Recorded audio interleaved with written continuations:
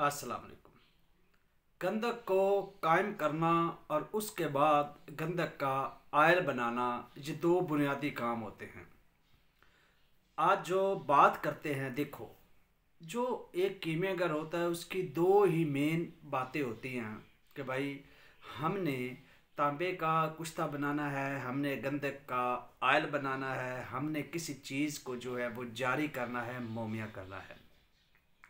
ये तीन पहलू बुनियादी तौर पर होते हैं जिनके पीछे वो लगे होते हैं कि हमने इस काम को करना है। तो कामयाबी का सिर्फ एक ही तरीका है, वो है कि आप एक चीज़ को पकड़ लें।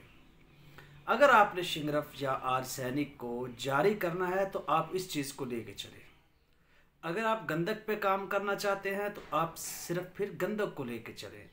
अगर आपने तांबे का कुश्ता इन दोनों के लिए ज़रूरी है। गंधक का आयल बनाना है तो भी तांबे के कुश्ते की ज़रूरत पड़ती है।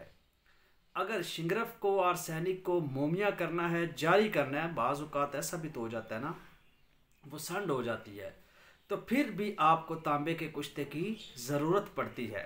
तो वो लाजम है दोनों के लिए। वो आप कुश्ता तूतिया कर लें या तांबे का कुश्ता कर लें, बात एक ही है। यानी इन दोनों का होना इन दोनों के लिए ज़रूरी है।